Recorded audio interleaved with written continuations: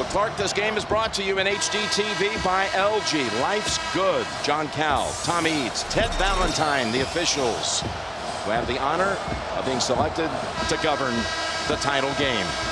Zubak and Matt Howard, who suffered that mild concussion on Saturday, about to jump it up. Big size advantage here for Zubak, but Howard is able to control the tip back to Norred. This is going to be a fascinating matchup right here.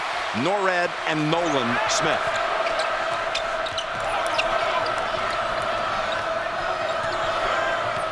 Bounce pass over to Howard, and he's fouled on the shot.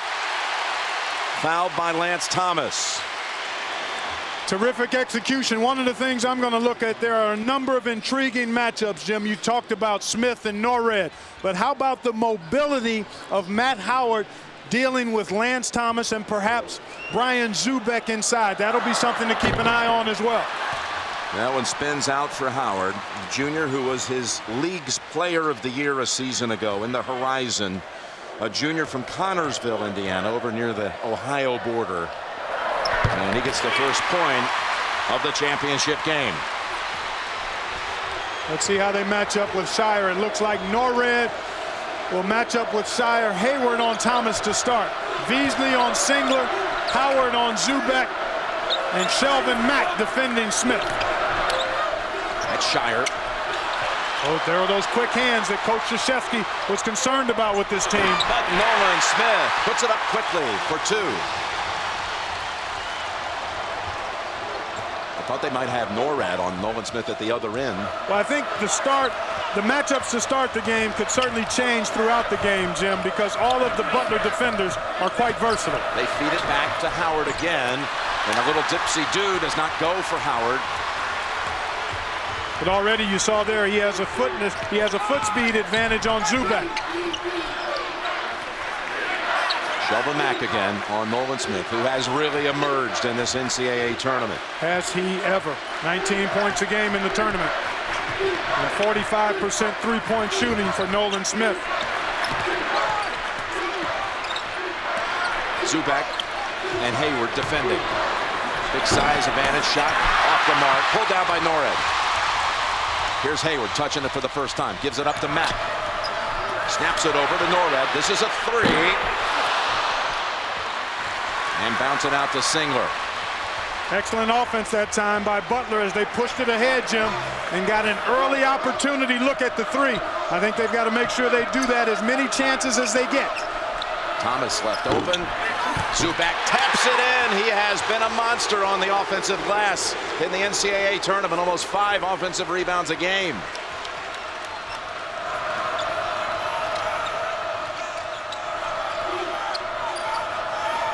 They're able to feed it again inside to Howard. Left-handed hook. No. Boy, Butler getting high-quality shots here in the early going, Jim. Just have not been able to convert. They've got to knock down these good shots they've been getting. Smith goes right around Howard. And Duke's up 6-1. If Butler is going to do it tonight, it's going to be because of that defense. Mike Krzyzewski, you heard him saying that on the pregame. That's what they're concerned about. Mack on the drive. Zubak able to tap it to himself. And one and done for the Bulldogs.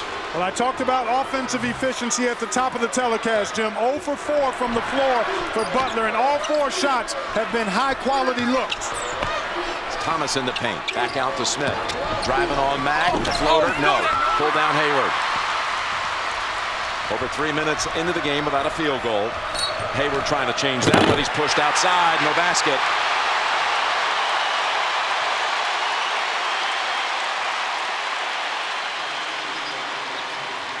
Foul on Thomas, and that is now his second. And that brings Miles Plumlee off the bench. Mason Plumlee also entering the game for Zubak. Well, Jim, keep an eye on the mobility of Hayward and Howard and how that impacts the front line of Duke. Now, both Plumlees are tall and pretty mobile, but can they defend Hayward and Howard away from the basket? The brothers from Indiana, the Plumlees. And there's a shot from 3 by Shelvin Mack. He was fighting cramps on Saturday, a result of being dehydrated after a bout with food poisoning on Thursday night, but he's fine now.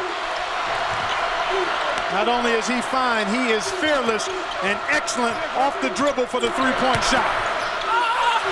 Down to Plumlee, and it squirts out to Norhead up ahead. Beasley, and that is Shire just stripping it right off his hands. Terrific hustle by John Shire, and I think Beasley was a little too casual in going towards the rim. He didn't go with enough urgency, but give Shire all the credit there. He pursued the ball and made an excellent play from behind.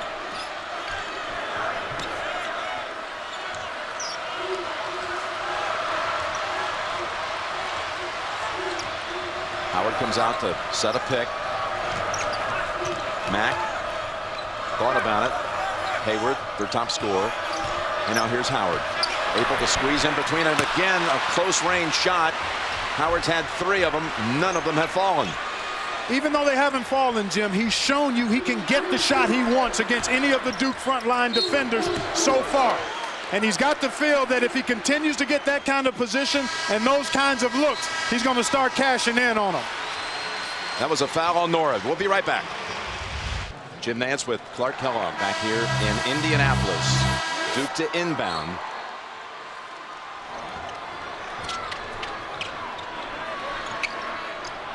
Miles Plumlee looking for a little help. One of the things Butler does really well is pressure the ball, but all 5 guys work well together as a unit. They'll switch some crosses, they'll help each other out and rotate. 3-second call on Duke that time. Well, you were talking about Matt Howard, how slippery he is, the good footwork. Well, he loves to feel his defender and then get around him because he has such good footwork going either way. Now, he's missed a couple of high-quality shots. He loves to go to that left-hand half hook, but the fact that he's been able to get his shot relatively easily has to bode well for him the rest of this ball game. And he hasn't picked up a foul. He's actually already played longer in the first half of this one than he did each of the last 2 games when he picked up 2 quick ones. Excellent point, Jim. Hayward's first shot of the night, back of the rim, into the arms of Singler. Well, that was excellent defense by Mason Plumlee. He moved his feet and challenged the shot, forced Hayward into a tough look. And Shire. Well, we've talked about Matt Howard and how crafty he is, Jim. Shire is much the same way as a perimeter player. Knows how to use that height at 6'5" very effectively to get into the lane. There's Howard open. This time he's going to the line. Relive the entire tournament with NCAA March Madness on demand. Watch game highlights, buzzer beaters, or complete game replays. It's all free at ncaa.com. Foul on Singler, his first, and the 3rd team foul on Duke. So Howard at the line. He has really thrived at the line in his 3 years at Butler. He's made more free throws than anyone in school history. In fact, he broke the record during this tournament that belonged to Bobby Plump of Hoosiers Milan High School fame. He previously had the most free throws made, but he's missing them at this point. That's 1 for 4 from the line by Howard. That's Singler, top of the key 3. Howard boxing out.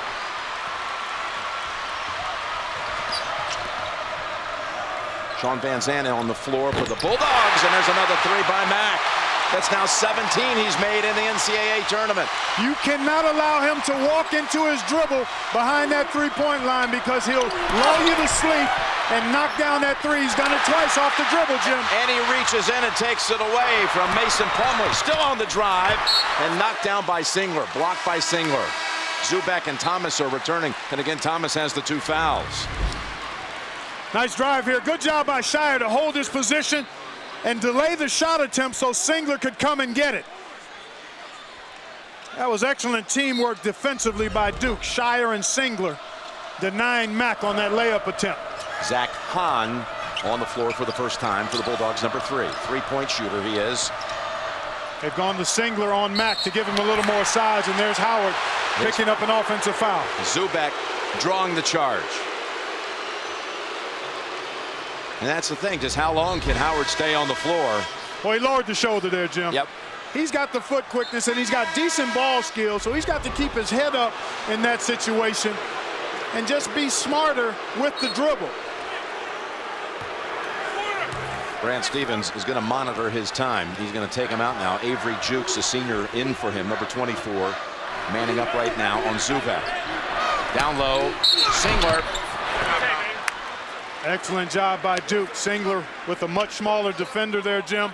They put him right in the low post and got it to him where he was able to draw the foul. It was Van Zandt. And you look at this Butler lineup now. Jukes is more of a perimeter big guy. He can step out and shoot the three. He'll fight Zubak hard. But across the perimeter, who matches up with Singler might have to be Hayward with this lineup on the floor. One more for Singler. Basketball hero growing up. He resides right here in this city. He also, his hero, took a small school from Hoosier country to the championship game. Larry Bird of Indiana State, Singler's hero. Well, Van Zandt going to sit down. Willie Veasley back on the floor. So that's about the matchup. Van Zandt pushing 6 foot at best. Veasley about 6'3", so a better matchup. He'll be on most likely Thomas, and then Hayward may play Singler or vice versa. Now Butler has had a couple of threes from Mack, but they're 0 for 7 from 2. And they've had good looks. Well, the key for Butler, even though they've not shot it well, Jim, is to maintain contact. To keep this game within 2 or 3 possessions. Because their defense is good enough to give them a chance to stymie Duke. Beasley. Hayward follows it up. Just has a knack to know where to go. Hayward's first points of the title game. And as a, excuse me, Jim, but as a player, that's always a nice way to get your first basket. Something easy at the rim. To the corner, Smith. Zubak got away from Jukes. Jukes behind him, commits the foul. And Zubak may have gotten away with the walk as he shuffled his feet after doing great work for that offensive rebound. But here comes Hayward pursuing the pumpkin. No block out. That was a heck of a catch and finish. Watch this. He retrieves it with the left hand and then moves it to the right. That's unteachable, folks. That is talent and tenacity on that glass. Zubak. This is his 16th straight start.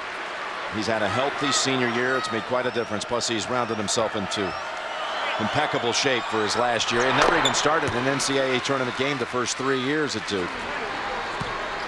Impact maker, though, on this Blue Devil team that's made it to this championship night. Well, Jim, since he started those 16 games, he's averaged 7 points and 10 rebounds a game. This is Hahn, and he can shoot from out there, as you can see.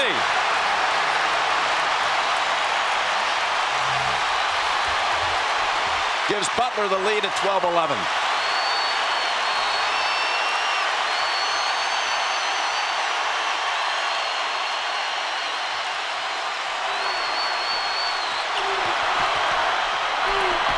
Shire with the feed.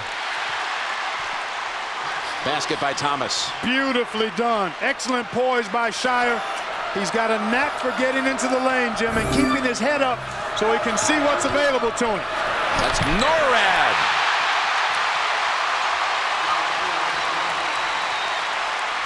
Nice aggressive move for the sophomore point guard of Butler. Typically, he's a reluctant shooter, but as he showed you there, he can take advantage of a driving lane if it's available. Singler says, you're going to give it to me, I'm going to take it.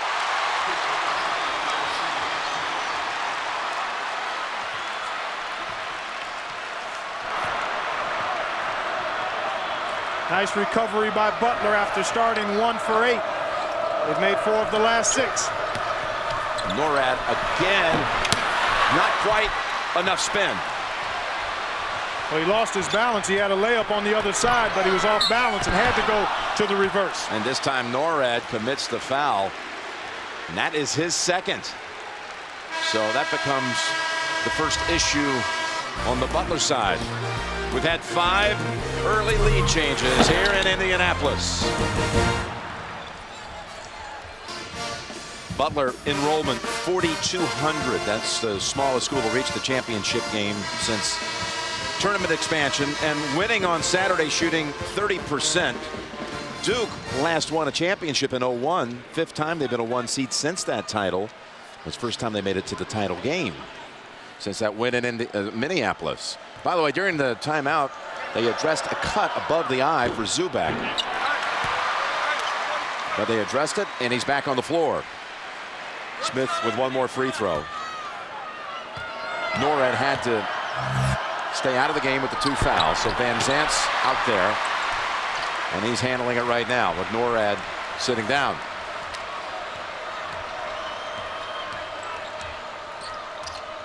Andre Dawkins defending on Van Zant, in for the first time. Shire matched up with Gordon Hayward.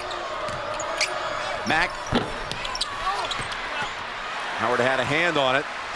He thought someone had grabbed him.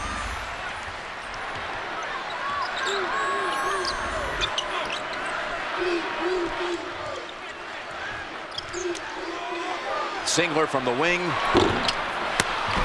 Coming down to get it. It's Van Zant. They have not really been able to get Hayward too much into the flow at this end of the floor, as Van Zant rattles home a 2. Had a foot on the line. Ties the game at 16. Keep an eye on Van Zant. He's matched up with Shire. He's an excellent on-ball defender, much like Ronald Norred. Look how low he gets into his stance.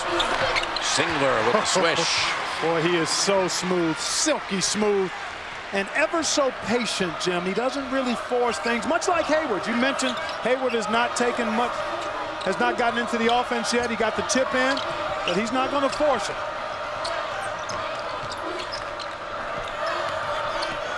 Beasley back out to Mack. Mack challenging Singler and blocked by Zubac. Mack, second chance.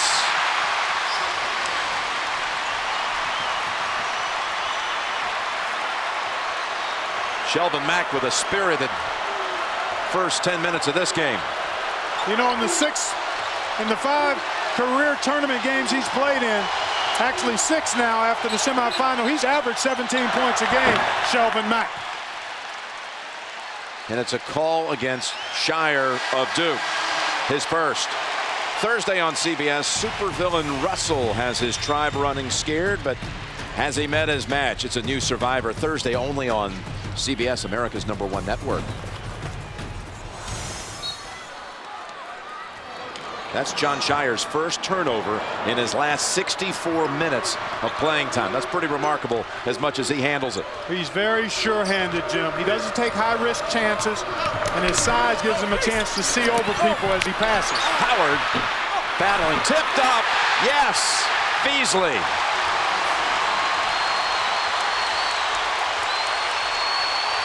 The offensive foul on Shire goes as a turnover in the books. That's Smith. Rolls off the rim. Bouncing high, and it's Hayward again. Hayward looking up. Feeds it to Beasley. Back to Hayward. Steps back for the 3 from the corner. And there's Howard's second. That's what the Butler faithful were fearing. Well, we've seen Zubac get 1 offensive rebound. Here comes streaky, sneaky Willie Beasley. A terrific offensive rebounder for his size. And he just weaseled his way to the basket and got that tip in, as Matt Howard will now watch the rest of this half, Jim. And the next foul sends Duke into the bonus. Shire, he traveled. That's what pressure will do. That's what good pressure on the ball and not allowing a guy to cut easily and freely will do. Hahn back out. Duke's 4th turnover. Only 1 so far by the Bulldogs. Well, that was a big story in the game against Michigan State, Jim. They had 20 points to only 2 in points off turnovers, did the Butler Bulldogs. It's about freeze and tease for Butler. The free throw game and the turnover game. That's how they often can compensate for being out rebounded when that happens. Hayward in trouble underneath.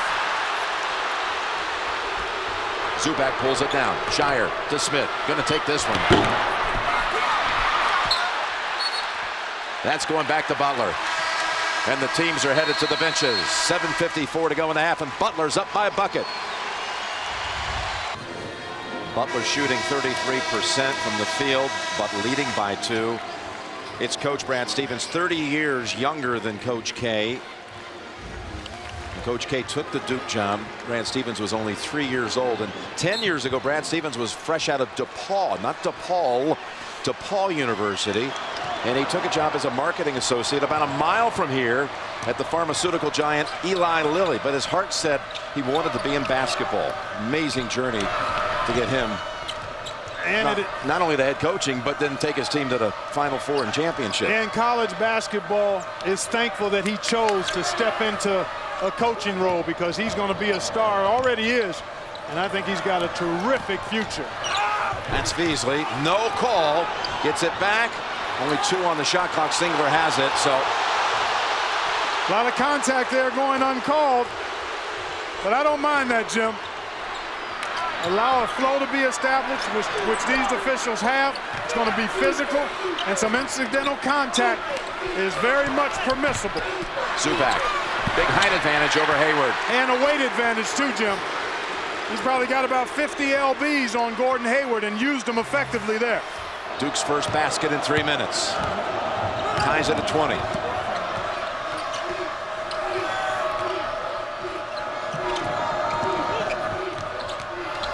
Van Zandt out to Beasley. This is a 3. Hayward tips it. Comes out to Thomas. Nice job of blocking out by Duke. Without much of an inside presence now for Butler, they're going to have to be able to move the defense, move the ball, and get good perimeter shots and knock them down. Shire fouled on the way up in the act of shooting. Called on Hahn. His first. Shelvin Mack hit a couple of early threes. See, off the dribble, Jim, he lulls you to sleep, looking away, and then if you don't have your hands up, he'll pull the trigger on you and make you look bad. You've got to crowd him. I say you have to rubber band his hands. When he's dribbling that ball, you've got to be right on top of his hands, because he's going into that shooting pocket off the dribble right away. John Shire, so reliable normally at the line. Boy, Nolan Smith missed a couple of free throws. He's an excellent free throw shooter, and now Shire, one of the best in the history of NCAA tournament play. Duke 3 of 7 at the line. Shire, unanimous All-ACC this year. You saw Mack come back onto the floor, along with Miles Plumlee for Duke. Mack, he's taken on Shire. They will not count the basket. They wave it off. Boy, Shire does so much for this team. I mean, he plays 37, 38 minutes a night or a game, defends a lot of times the toughest perimeter player for the opposing team, and there was the bump as Shelvin Mack was able to get his shoulder by Shire and draw the foul. 2 on Shire, 5 on Duke. Here goes Mack again, trying to get penetration. Good look for Beasley. Can't ask for a more open shot than that. You're right about that, Jim. That's a quality look off a little pseudo penetration. Butler still winning the three-point shooting game, though. But there's one for Duke. John Shire.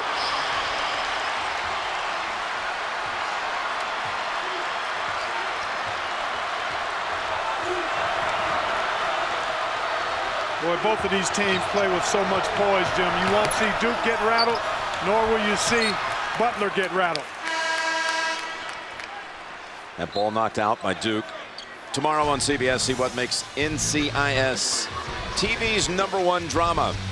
New episode tomorrow only on America's most watched network. Hayward to inbound from the corner. 21 on the shot clock. 5.5 to go in the first half. It's been tight throughout. Duke's largest lead earlier was 5. Mack in trouble. Trying to call a timeout. Jump ball called instead. And the arrow is Butler's. That was a heck of a play by Plumlee. Got out there and got a piece of the ball without fouling. And then you see Mack scrambling for it. He was looking to try to call a timeout, but a good hustle by Smith and a good job by the officials not to automatically give a timeout call there. They let that play out enough to where it became a held ball, and it goes to Duke. Well, they had the arrow set the wrong way on the floor, so there's some fans here that are upset about it. See, Butler had won the tip, so naturally it would be Duke's the next time, but it had not been reset. So here is Thomas and Duke. Singler. Great move. Wow. Playing through some contact. That is a terrific move by Singler in a danger zone now as Brad Stevens recognizes Duke trying to pull away here and calls a good timeout. An 8-0 run by Duke. And the Blue Devils have their largest lead at 6. Hometown teams in the title game. CCNY back in 1950 won the championship. So did UCLA in '68. And again in '72, Los Angeles was the host site. Bruins won it. What about Butler? One thing about it, though, they wanted the experience of being at the Final Four. They've been staying not on campus. They've been staying at a downtown Indianapolis hotel. But Ronald Norrad, Gordon Hayward, and 8 of the Bulldogs today were in class. Impressive. How about that? If you had a 9 or a 10 o'clock class, they were shuttled back to campus. Well, the convenience of being so close to campus certainly makes that possible. And this guy has to get going. Good look. Nice tip by Jukes. But I think Hayward has to assert himself a little more without Norrad on the floor to run things offensively. That's Jukes, the senior. We thought he might be able to use his foot speed against Zubek, and that time he did get to the lane, but I think that was kind of a fortunate shot. Yeah, improvising all the way to the hole. That broke a 4-minute, 13-second stretch without a hoop for the Bulldogs. It's a very important basket. We showed Norrad sitting out with the 2 fouls. Watch this shot. Dawkins, the freshman, got a beautiful stroke. Hit 2 big ones in the regional final, but not that one. Now Hayward taking on Singler. Beautiful. Gordon Hayward now with 4 on the game. Excellent control, Jim. He knew what he wanted to do. He wanted to get into the body of Singler, but he needed to be under control. Went to the spin move and then the soft finish. Beautifully done. That's Singler. Rebound to Mack. Looks like a well-timed timeout call by no question about it. Brad Stevens. Jukes. He can shoot it. For the lead. He can make the 3. 7 unanswered by the Bulldogs.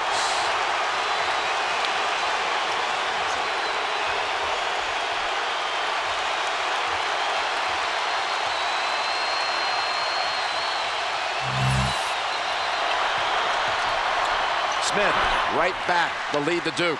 I tell you what, both of these teams are so unflappable. A credit to both coaches and to these kids. But they play with poise, they play with freedom, they play with focus. Boy, it is fun to watch these guys go at it. Butler playing without a starting point guard and center as Norrad and Howard remain on the bench with the 2 fouls as Mack goes past Thomas, who has 2 fouls. There's another chance. Jukes. Beasley in the right spot. Underneath. Zubak influences the shot. Boy, Beasley's got to think about pulling that out, giving up so much size after doing such great work to come up with that offensive rebound. Timeout Duke. 2:40 to go in the half.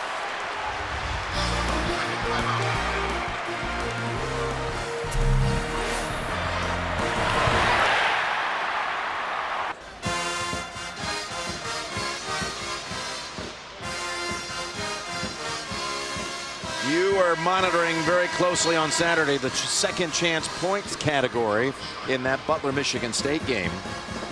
Bulldogs had a big advantage in that one and have a slight edge in this one at the start. I tell you what, in terms of offensive rebounding, we talked about it at the top, how Butler had the defensive rebound, and they are doing that, Jim. They're one of the best in the country at defensive rebounding percentage. But how about the offensive rebounding? That's Duke's strength. And Butler winning that battle right now. And look at the rebounding story total. Butler +3. We've had 2 ties and 9 lead changes in this first half. Shire. He banks it home. Spins it around, too.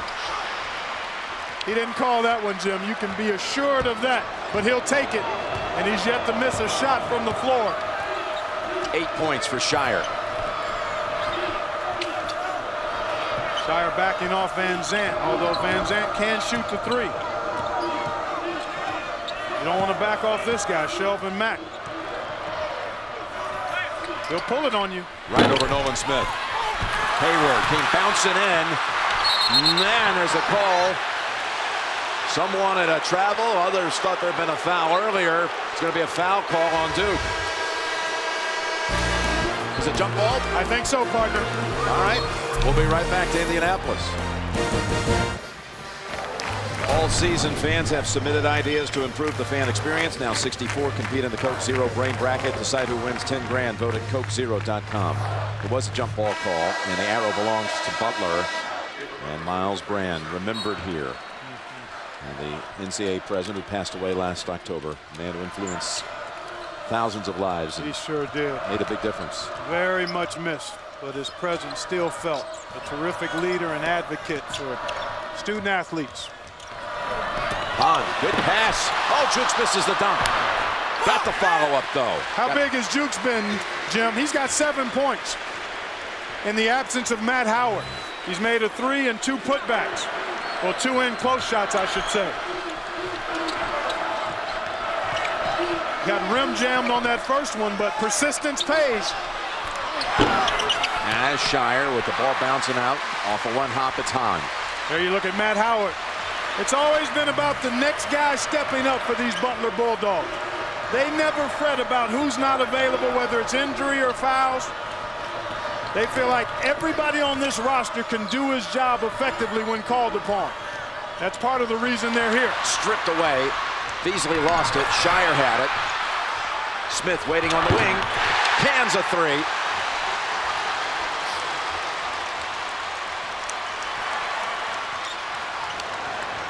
We get that Duke team in transition. And even though it got sloppy for a second, guys filling in spots, and Smith was wide open, waiting for it. Well said, Jim. You're exactly right.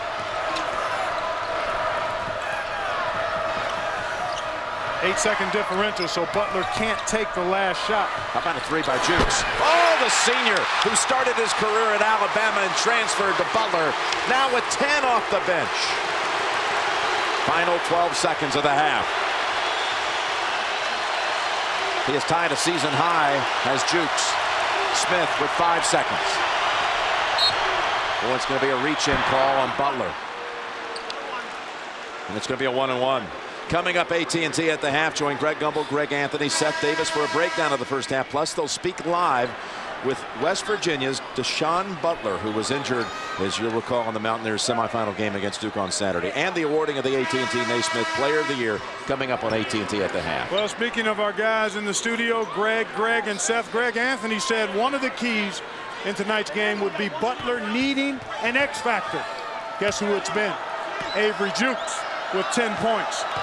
A couple of 3s and 2 two-point field goals. Smith 1-and-1. Tipped out. Smith. No. And we go to the half. A 1-point game. Duke in front. People were wondering after that performance by the Blue Devils on Saturday, could Butler hang with them? Well, they have. More to come here on CBS. Well, this entire game has been played inside of an 8-point window, and Duke leads it as the second half is just a minute away here. Jim Nance, Clark Kellogg. It's the big 3 again for Duke. What else? And it's the bench. That's the story for Butler. Well, I tell you, a back and forth game, but the big 3, you're right, the trio. But first, Jukes off the bench. 10 points for Butler. He was one of 8 Butler Bulldogs to score, but really came up big in the absence of Matt Howard due to the fouls. Butler out rebounding Duke in that first half by 7, and as a result took 12 more shots, but the big 3, 26 of Duke's 33 points from Shire, Smith, and Singler. How about the big 3? Take a look. Most of them inside, and then you got outside. It's kind of inside the lane or outside the 3-point line. You had the 1-2-pointer between the rim and the 3-point line, but look at the point total. This is the in-game box score powered by CBS College Sports Network. Cable's home for the NCAA tournament. Yeah, there they are, Smith, Singler, Shire, totaling 26 of the 33. And Avery Jukes. Well, Matt Howard back on the floor there. You look at Gordon Hayward, only 4 points, but 7 big rebounds for Gordon. I think he'll have to be more assertive offensively, look to be aggressive and hunting his shot a little more. Norred back on the floor as well, playing with 2 fouls. That's Hayward. No foul call. Good challenge without fouling. Picked up by Matt. Well, you got to throw it into Howard being defended by Lance Thomas. Oh. That'll send Hayward to the line. That's not a bad matchup to take advantage of either. Brian Zubek, we talked about the advantage that Howard or Hayward would have with their foot speed if Zubek is on him, and Hayward recognized that and went right to the rim. The sophomore from Brownsburg, Indiana, suburb of Indianapolis. He's a twin. He has a twin sister, Heather, and she's at Butler as well, and she's a student athlete. She's on the tennis team. Gordon was a heck of a tennis player in high school as well, Jim. As a matter of fact, that's part of the reason that he was a little bit under the radar as far as recruiting for basketball goes, because he wasn't on the AAU circuit one summer. That is Singler. He's got 12 now on the night. We've had 11 lead changes. Butler trailing in the second half, as this team has in every tournament game. They've trailed in the second half. One on the win, though. Norad. That pass not thrown with enough aggression, picked off by Duke. Another three. Singler snatches it away from the Bulldogs. Now Shire loads it up quickly. Zubak and Howard, as Howard better be careful. He hits the backboard. Of course, coming off that concussion. Mike Krzyzewski thought one of his players had gotten fouled. Actually, it was Shire. Here we take a look at the scramble for the loose ball. I just think a good, clean, hard play that time. Jump ball, Butler. We talked about Norad. He gave them only 7 minutes in that first half. It gives them a lot on the defensive end of the floor, that's for sure. That's a second on Zubak. Two quick ones, his first two of the night, in less than 90 seconds. Well, trying to deny that pass at the foul line. You're much better off not reaching in and just playing behind Howard there.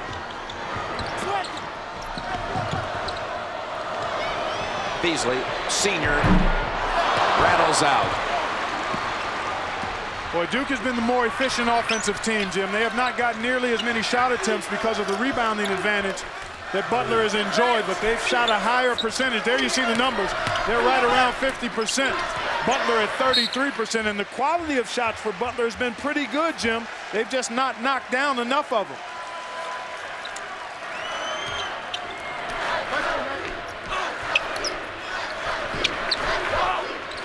Boy, Howard really battling with Zubek inside. He's got to be careful and be smart. Zubek is not really a threat to look to score with his back to the basket. So just play solid defense and don't get hung up on trying to be ultra physical with it. 2 seconds shot clock. Smith over Hayward. And that's a violation.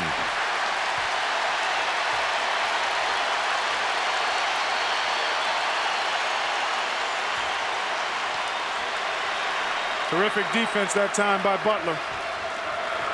Well, you know, Butler averages about 50 shot attempts per game on average, Jim. They had 38 shots in that first half. And they're on pace to take over 70 shots in this game, but they've got to hit a better percentage than they do. Oh, there's the percentage shot. There it is. Howard. You're right, sitting down in the low post. His first field goal of the game. And he and Zubak both battling, both with 2 fouls, away from the ball. Singler. Oh! Zubak, hold on.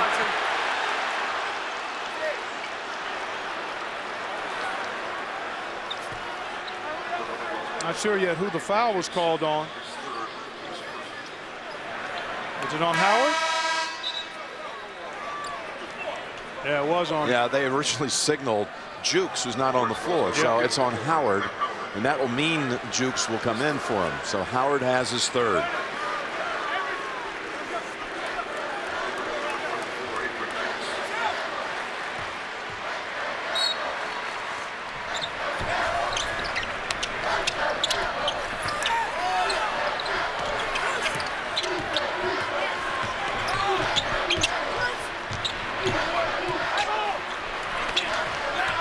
Thomas says, hey, you're not going to respect my outside shot? I'll show you. That's exactly what he's supposed to do. The Butler defense was trying to help out on the high-low as he looked inside to Zubek, and that freed him up for the jumper. Norad lays it in. able to weave right past the Duke defenders, tying it again at 38.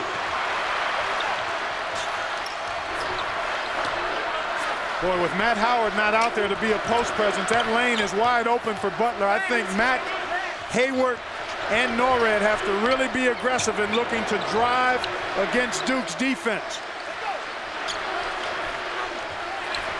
Boy, look at Jukes fighting the bigger Zubek inside. Thomas, not this time. It's Zubek with another offensive rebound. Sets up Shire.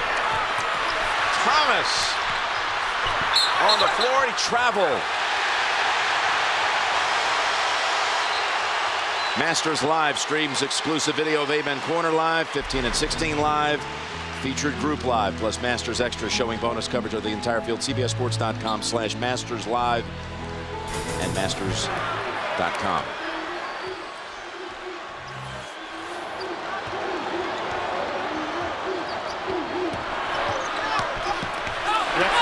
Drives in to put Butler up by 2. Yeah, I think that's what they've got to continue to do. Duke is having a tough time dealing with the spacing, the lane being open, and the ability of Norred, Mack, and even Hayward. All of those guys are excellent drivers. Mack's first field goal since 9.5 minutes. We're on the clock in the first half. Shire to Smith. Thomas. Every pass challenged. Smith. Wow, tough shot. Extremely tough. Well done by Nolan Smith. That's playing with poise and physicality. You got to play through contact tonight, Jim. Those little bumps are not being called. That's off Norad's knee, and that'll bring the teams to the benches. 40-40. Singler, the top gun for the Devils. All season fans have submitted ideas to improve the fan experience. Now 64 will compete in the Coke Zero Brain Bracket. Decide who wins 10 grand. Vote at CokeZero.com.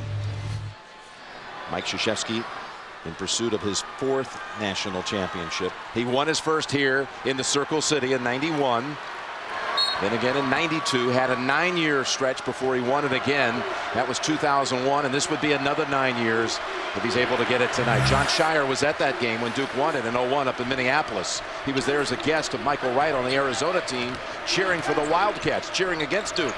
Little did he know he'd end up playing there one day, in fact, playing for a championship for him. Ironic.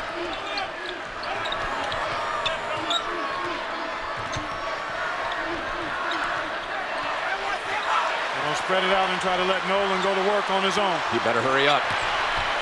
Reaching in, Van Zandt.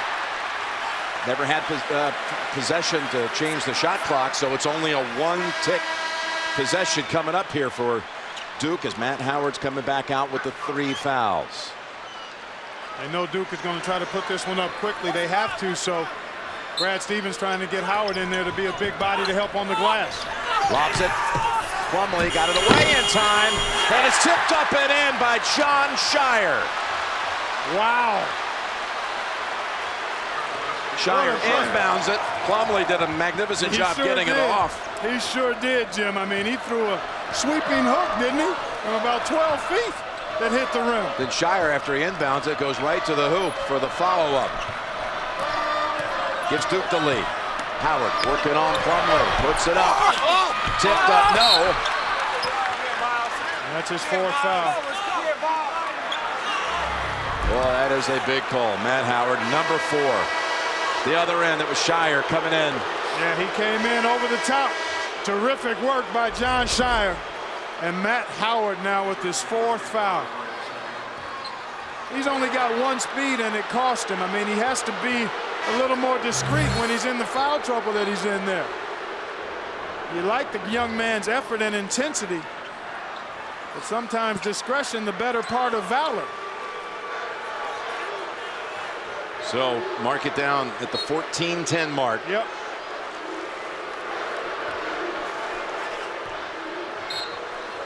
Well, one thing you've seen with Howard not on the floor is that Jukes is a guy who forces Zubek to get out of the lane because he can shoot the 3. And as a result, the Butler perimeter players have been able to drive to the basket effectively. Shire over Van Zandt. Norrad, an impressive rebound. Wanting to run the floor, no one to help out. Takes it all the way, swatted away Singler. Great help by Singler. That's the second time he's done that tonight, Jim. Yep, pair of blocks. Beasley taking on Singler here, whips it to the corner. Norrad all set, hits the three, and Butler leads by one. How about this kid? Not known as a three-point shooter, not a great foul shooter, made 2 big ones against Michigan State. He's simply a winner, in the words of his coaches and teammates. He finds a way to get winning things done, even when they're out of character for him.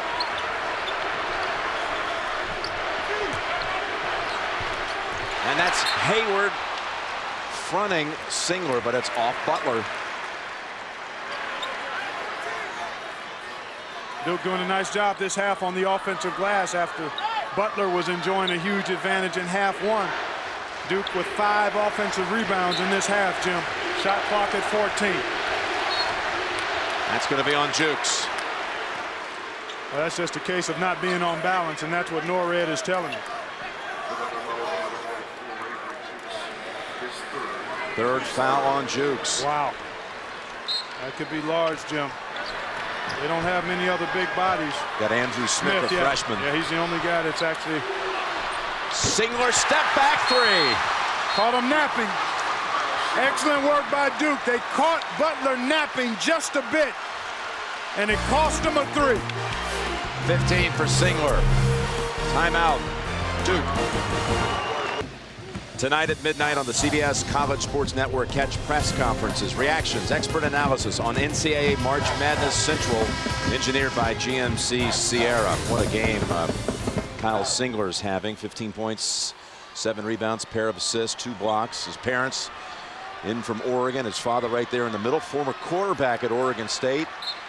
That's Big Ed, and his wife Chris, who was a basketball player at Oregon State. And also caught a glimpse of his younger brother EJ, who's playing ball, started a number of games this year for the Oregon Ducks. Well, Jim, Duke starting to assert itself on the offensive glass this half. They've taken 12 shots to Butler's 7 here in the second half. There's Jukes. He can shoot it down. The ball fake gets him in the lane, and Zubek got there late. And it's his third. Gotten there a little earlier. It could have drawn the 4th on Jukes. Close out by Shire, and Jukes doing a nice job. He actually was there, but then he leaned in. I think he was there early enough, Jim. He just leaned in and didn't hold his ground.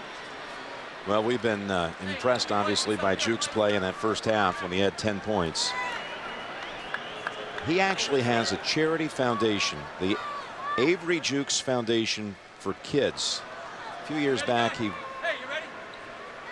made a summer trip to Uganda and decided he wanted to do all he could to help raise money to feed and clothe children over in Africa. Opened his own charity foundation, got his own website. Pretty remarkable man. Serving others as we take a look at the foul situation for both teams. Norrad has gone a pretty good distance here in the second half with the 2 big misses there by Jukes. Those opportunities don't come along often. It's been a low turnover game. We got a whistle here. It's going to be on Beasley underneath. He was holding up Singler right under the basket. That's the first on Beasley. And it's the 4th team foul of the half on Butler. This entire second half's been played within a 4-point range. A lead of 2 either side, make it now 4. Miscommunication that time. A couple of people went to the perimeter, and that left Zubek all alone at the rim. 2 big baskets on inbounds underneath. 1 with a second on the shot clock. And in a tight game like this, Jim, where both teams doing a good job taking care of the ball, those are the kind of plays that can turn it for you. Oh! That's a charge, no basket. Hayward hit with the call. Wow, you look at Shire. Was he in that imaginary area underneath the basket? Oh boy, he hopped right into his path. Let's take another look. Oh wow, I think that should have been a block. Because he hop-stepped into the path of Gordon Hayward. He wasn't there. Tough break going against Butler that time. First on Hayward. And erases a basket. Gordon Hayward trying to deal with Zubek inside now. Jukes has the 3 fouls. He's kind of playing off Lance Thomas. From the free throw line, back to the rim. That's Jukes pulling it down. Hayward want to drive in again. Got fouled that time. Yep. It's called on Zubek, and that's his 4th.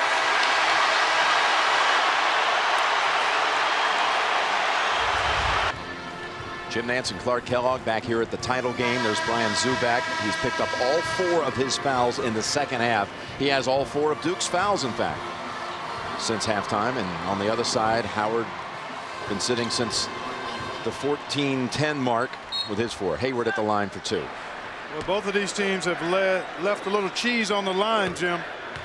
Butler only 3 of 8. Duke 4 of 9 so far. Hayward. Well, his family thought he's probably going to be bound for Purdue. Both of his parents. Do you see him there? Gordon Sr. and Jody. And there's his twin sister, Heather, on that tennis team at Butler. Hayward got a phone call this week congratulating him for going to the Final Four from Andy Roddick. He couldn't believe it. He was sky high about that. As well he should be. A guy who's played high school tennis at the highest level getting a call from Roddick. Thomas. Over Jukes. Nicely done. Very assertive move by Lance Thomas, who rarely looks for his own offense. He's a guy that does a lot of things, and it's not always in the points category. The glue, what they call him. Here's Hayward again. He thinks he can go inside now. It's 3 straight times, and he's earned 2 more free throws. See why USA Today calls the Mentalist incredibly entertaining and terrific. Don't miss a new episode Thursday, only on CBS #1, America's #1 network. Miles Plumlee charged with his first. Well, Brad Stevens has to like what he's seen from Gordon Hayward the last 2 trips, Jim. Looking aggressively to take the ball to the basket. And without Matt Howard on the floor, that lane is wide open. Butler going small now. Yeah, big time small. Jukes is out, and Howard, of course, still sits. That means they've got to gang rebound and really block out. You help yourself defensively when you're small if you can really pressure the ball and make the offensive team uncomfortable. Then you've really got to be like pit bulls, blocking out and attacking the basketball on a missed shot. Hayward 6 of 6 at the line. Singler can get his shot over Van Zandt anytime he wants it. Smith takes the shot. It's Norad underneath with Plumlee. And this time the arrow to Duke. How about Norad?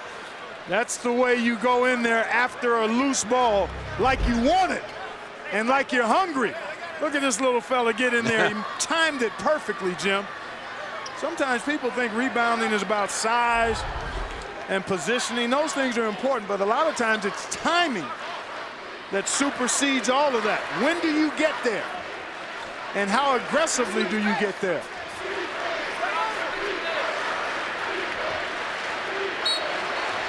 Again, they beat him on the inbounds pass.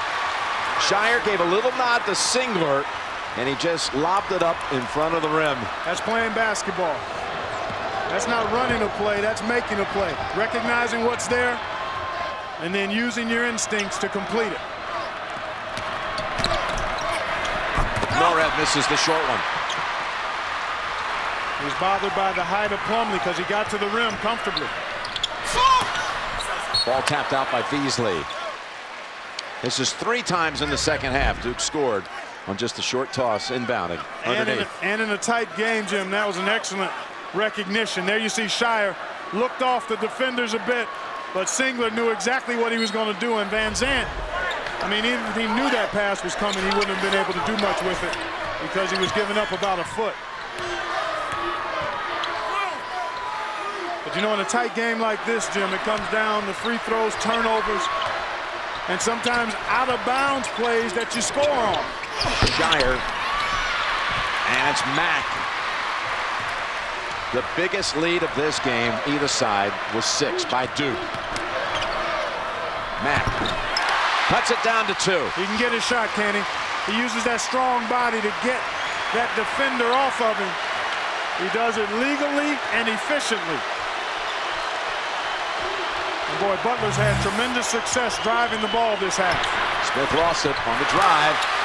Loose ball picked up by Hayward. This place is electric. No one's been able to pull away.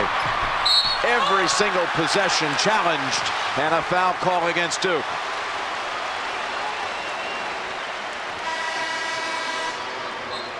That's on Miles Plumlee, his second. And Zubac returns with 4 fouls. One more foul on Duke, and Butler will be in the bonus. Mack. Beasley goes right past Zubac, who snaps it back outside. Back to the corner. Beasley with the 3. Thomas comes flying in for the rebound. Boy, those are great quality looks. And because Zubac is going to be matched up with a smaller, more mobile guy, driving the ball is exactly what Butler needs to do to create good shot opportunities. Over the top. Hayward reached in and knocked it loose. Boy, that looked like a foul on Hayward. He was all over Zubac there. Driving. Here he goes. That's the right play and an excellent recovery by Duke defensively that time. Unable to finish it, but confident he can take it right to the basket now every time. Well, Zubac can't guard him. Not away from the goal. Good job here by Duke to settle it down and try to get something inside. Well done. It's a foul first against Van Zandt. That's a good job of slowing it down, recognizing where your mismatch is. Singler being defended by Van Zandt, who's giving up close to a foot to Kyle Singler. And now both teams 1 foul away from being in the bonus. 6 on each side. Hahn comes in. Hayward goes out. Mack also going out. Well, partner, to this point, it's been everything we anticipated it might be. Hard fought, close, possession by possession. Everything and more. Yep. That's Shire. Count the basket.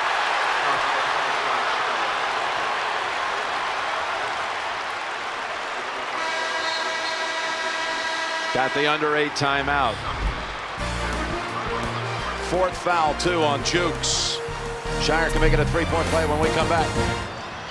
It's been pretty much at this very point during the tournament where Duke has started to pull away from opponents.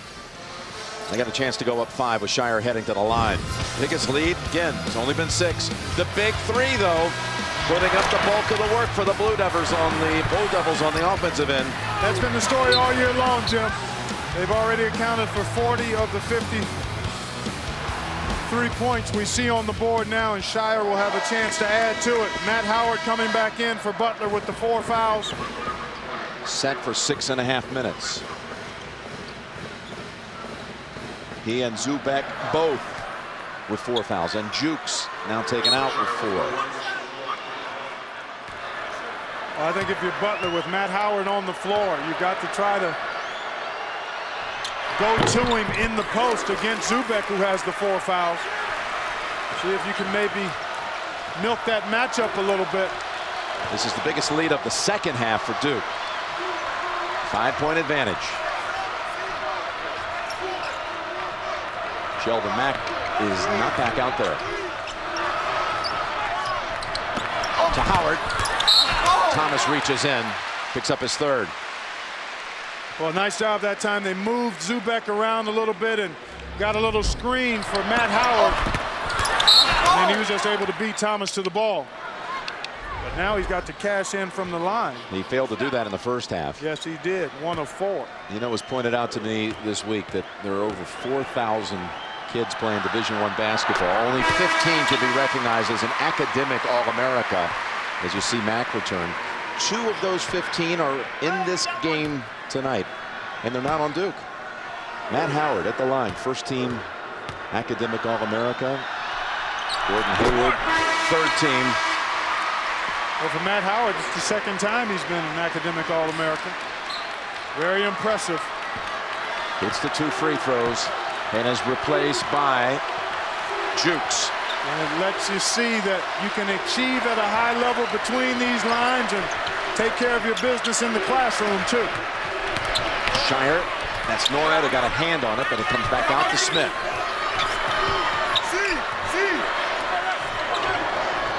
Going to switch off. Just a help and recover there. An extended help by Jukes. That's going to be Norred with the push.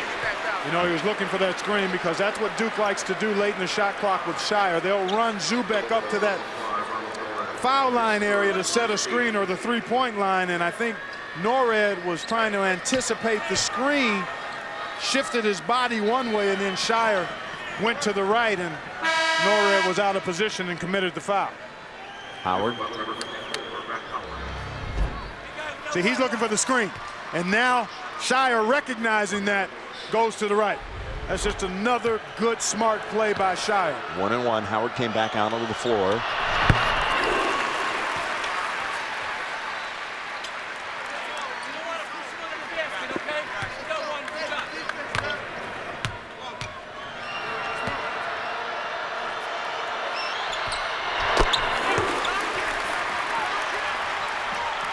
Takes it back to 5. Approaching 7 minutes.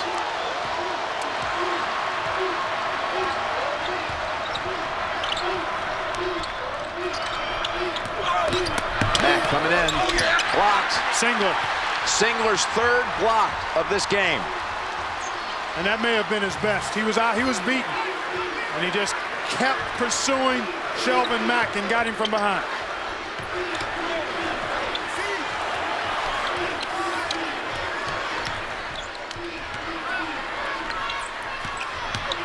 Thomas, ball came out.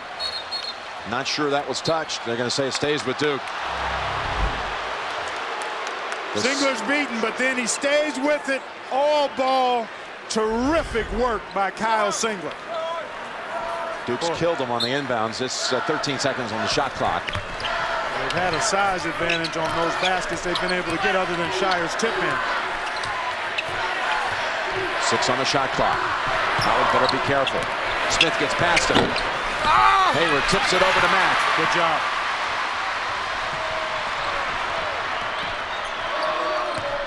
Norred takes it into the paint. Put it up too strong. Boy, terrific drive by Norred, and that's a tough one when your momentum is taking you so strong. You got to soften up that shot on the move, and he wasn't able to do it there. Last 2 trips, they've been in close and failed to convert. You start to see Duke maybe wearing down Butler just a touch, Jim. 14-7 on the glass here in this second half. Shire, and that's Zubek. Make it 15-7 now. Oh, he threw it into the backcourt. Bulldogs had to have a couple of big defensive stands these last few possessions, and they did it. It's a timeout called by Butler, and the Bulldogs will have possession when we come back. Jim Nance and Clark Kellogg back here in Indianapolis, a great host city for really any championship event. They always come through. Butler without a field goal for almost 4 minutes now, and they're at a crisis point. Yeah. As you feel like Duke is just trying to get one little flurry. Yeah, starting to wear them down with the size, Jim. The last few drives, Butler has not been able to get a good shot off at the rim.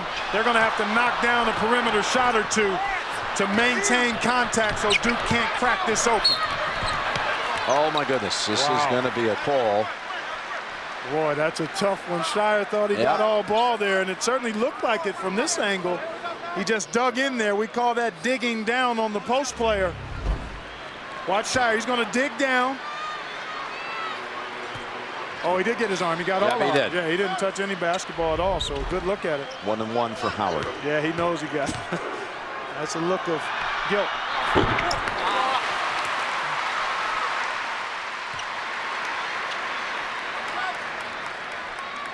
Howard heavily recruited by Matt Painter up at Purdue. Would have come in with that Robbie Hummel, Etwan Moore, Juwan Johnson pass, but they ran out of scholarships and ends up at Butler. Well, he's made a couple of big free throws here, Jim. Yes, he has. Very important. Back to the bench.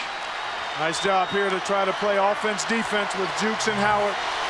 And this team has risen to the occasion defensively all year long. Can they do it again? And this crowd is rising to its feet. 70,000 strong.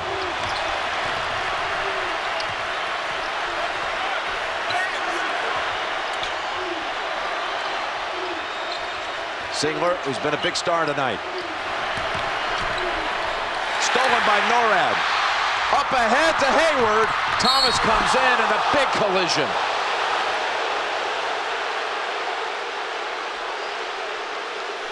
Just a good, solid, clean play in my opinion. Now the officials are going to talk about it.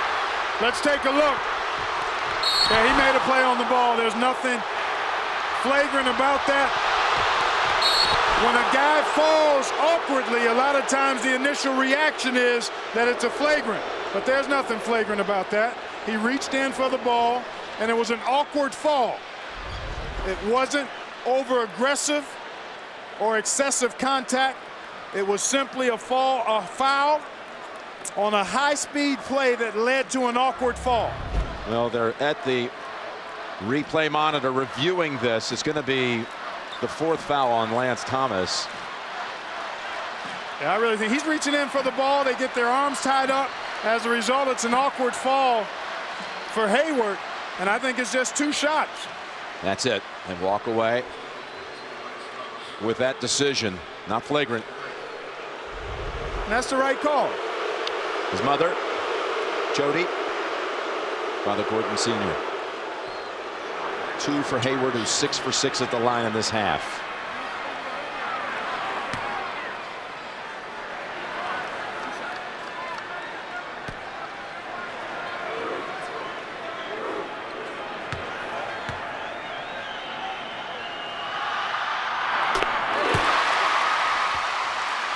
Well, there you see Gordon and Jody. Jody actually gave Gordon Hayward for his 20th birthday recently a favorite Bible verse and a basketball and a little gift. That was earlier in the tournament. Yep. The free throws make it a 1-point game. Timeout, Blue Devils. Can't ask for a game better than this. 5 minutes to go for the title. Duke by 1. Well, you said it going to the timeout. You can't ask for much more. This is worthy of an NCAA championship. Yes, indeed. And really fitting for the way this tournament has played out. No question about it. Been a great dance. And now it's about which team is going to dance best over these next 450. Singler. He's been dancing all night. Yes, he and has. Making sweet music.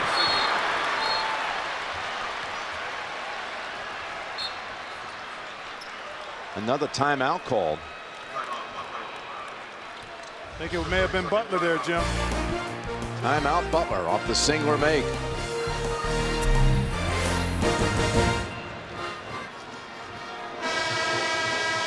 A mid-major taking on one of the giant programs in college basketball.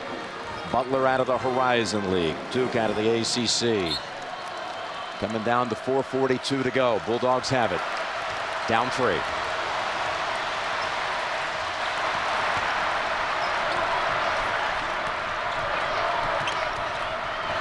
Off the knee of Norad, or did it touch a Duke player? Well, they're going to say it didn't touch Norad last. Hayward pulls up, puts up a high arching shot, and it bounces into the hands of Shire.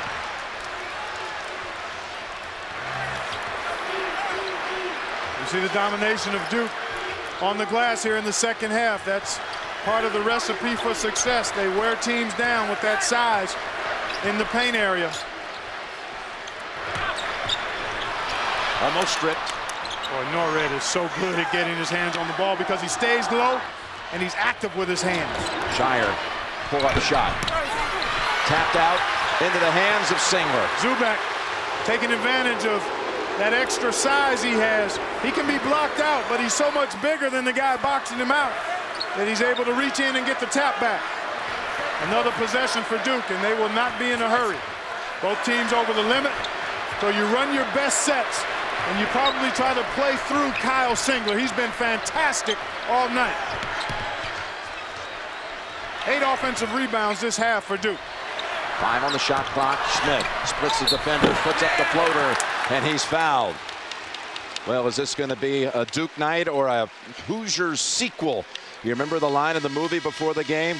They said, let's go win this one for all the small schools who never had a chance to be here.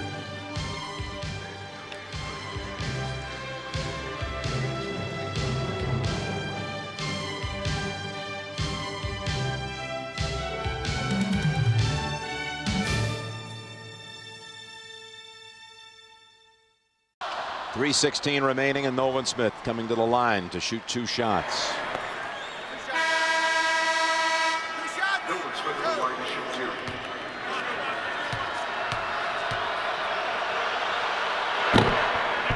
And that's the first make at the line the night for Nolan. He missed his first 3, and there's his mother, Monica. We saw her at halftime on the set. She was just sensational. He sure was. And Nolan knocks them both down, and Mom is well pleased and nervous. Butler has gone 6 minutes, 20 seconds without a field goal. Well, they need to make a jumper or 2, I think, to have a chance, and the ball taken away. But it's going to stay with Butler because Shelvin Mack got on top of it with Thomas to force the held ball. Big play by Thomas. Sure was almost a big play. Yep, but it also will move that arrow back over to the Duke side here with 3 minutes to go if it's needed. Well, I talked about it earlier, Jim. Offensive efficiency. We hit that at the top of the telecast for Butler, and they've gone a long time without a made field goal. Free throw shooting has kept them in it. Remember, they did this against Michigan State, too. They won 11.5 minutes. Actually had just 1 field goal in the last 12-18 of that game. Let's keep an eye on the shot clock here as this ball is deflected by Thomas. Scrum, tie up, held ball, and the shot clock probably should have elapsed another couple of seconds before it reset.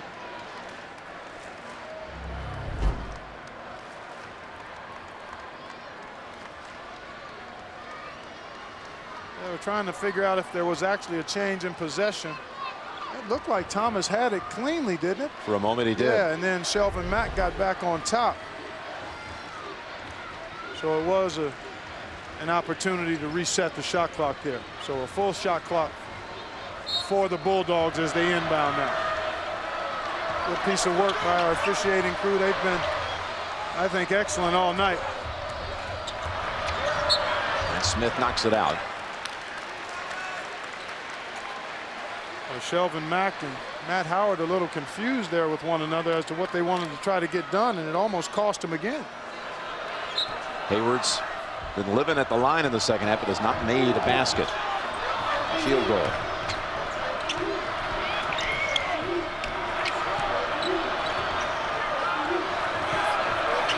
Mack is a big shot maker and taker if he gets daylight. He doesn't need much room. Howard. Mack, one baseline, floater, slides off the rim into the arms of Shire. Boy, good look at it, though.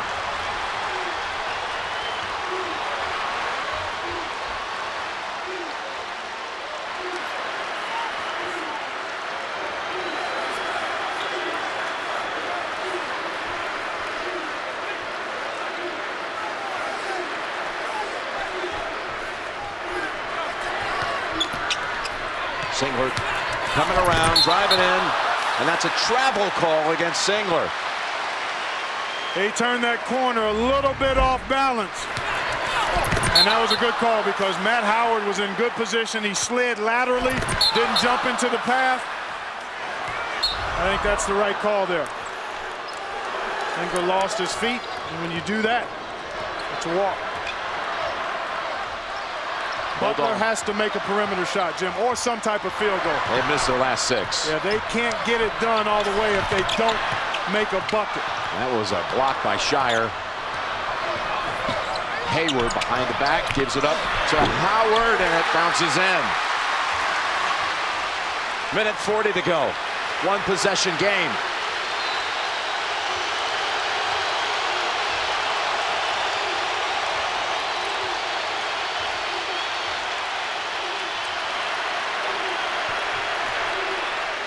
He's been the man all night for Duke. Singler.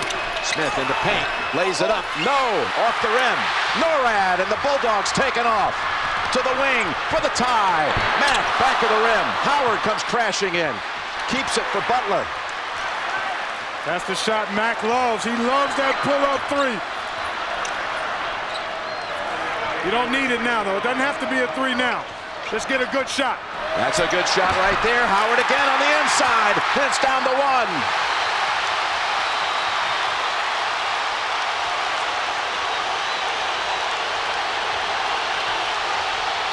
Timeout, Duke. Have you ever seen a scene like this, Clark? Have not, but I'm loving it. I'm loving it, partner. Mix up. Wide open. 1-point game. Here's the situation. Blue double ball. One timeout left for Duke. Next foul on each side. Double bonus. Clark, little strategy here with 49 seconds. Well, you've got a 14-second differential between game and shot clock, so Duke has to run one of its best plays. I think you look for Singler coming off some type of screen action, but I think you want to go fairly quickly.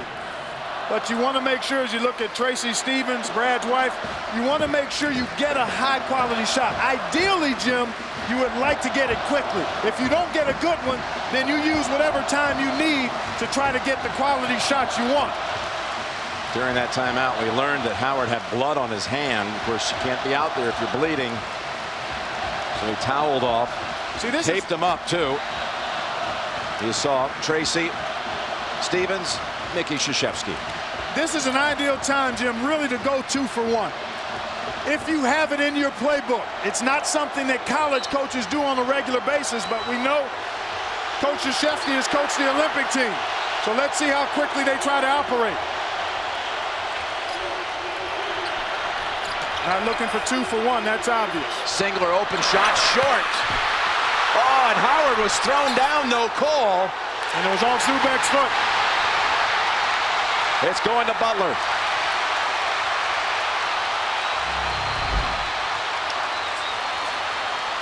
Boy, a lot of hand fighting.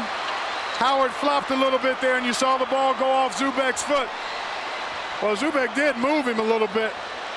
Howard embellished, but at the end of the play, that ball hit Brian Zubek's foot.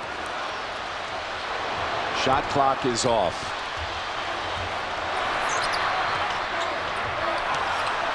Norad to Mack. Hayward hasn't touched it. 15 seconds. Mack. Zubak deflects it. Stays with Butler with 13.6 seconds.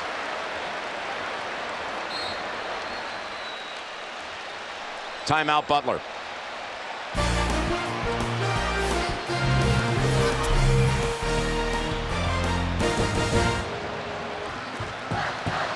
Do you believe in sequels? Certainly looks that way, doesn't it, partner? My goodness. That young man right there had a Milan moment. Brownsburg won a state championship with no time left. Hit the shot in the lane. Well, here you're down 1. You have to get a shot up with 4 or 5 seconds ideally on the clock. Look at Hinkle Fieldhouse, packed, 12,000 strong. Capacity is 10,000. Because you want to give yourself a chance, Jim, for a putback. And even if you don't convert, perhaps a quick foul to stretch it out. But I think you've got to try to get a shot up, especially as good as Butler is defensively. I think you try to get it up right around that 5, 6, 7 second mark. Give yourself a chance. If you don't score to tip it in, then you've got a chance to immediately foul after that. Zubak is going to guard the inbounds pass. Biggest guy on the floor, going to try to bother the vision of Hayward. Pretty good move. You got to set your screens. You don't want to throw that ball into the corner if you're Butler. Okay, here we go. Hayward needs help, has to call the timeout. That's a tough spot to get it inbounds yes, because it's so tight to the corner. Strange angles. Zubak with that big wingspan made that difficult for Hayward to see any kind of seam, and now they've changed the inbound thrower. It's going to be Howard instead of Hayward. Well, it gives Hayward a chance to be involved in maybe screening and catching the pass. Well, there it is, out to Hayward. Singler defending. 10 seconds to go. He wants to drive behind the back. On the baseline, fade away shot. Off the rim into Zubac's hands. 3.6 seconds. Well done. Good shot for your best player. You got it on the rim. And 3.6. You're able to foul, and that would still give you time to maybe have one more possession. Good defense by Singler, moving his feet, not fouling.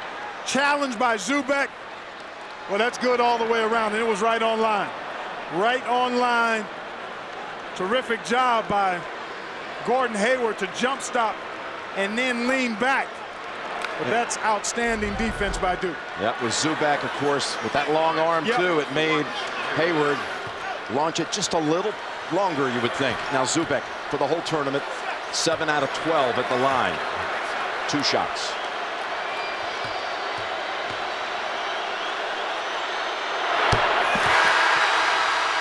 His father, Paul.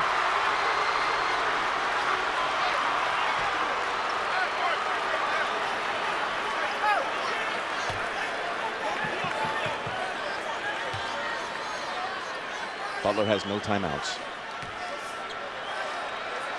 So they would hope that Zubac makes this. Not going to try. It's Hayward pulling it down. Getting around Zubac at midcourt. Launches the shot. Oh, it almost went in. Almost went in. And Duke is the king of the dance. 2010.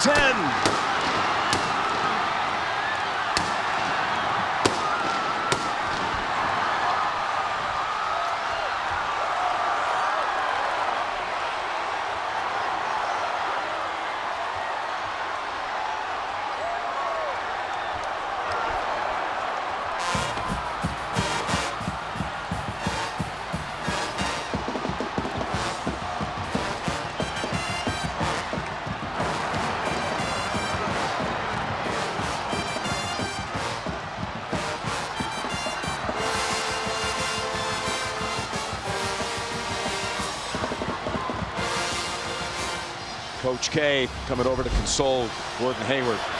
That's the way he snatched the rebound. Got past Zubac. Got a screen from Howard. Screen. This look from our angle, dead on. Hard to believe it was that close from midcourt.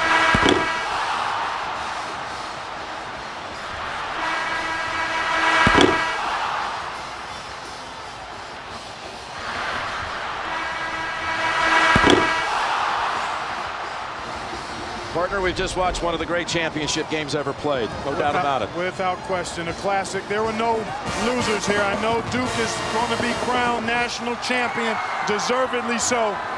They won this game. Butler did not lose it. What a game. Worthy of a championship. Duke and Mike Krzyzewski now with their 4th national title.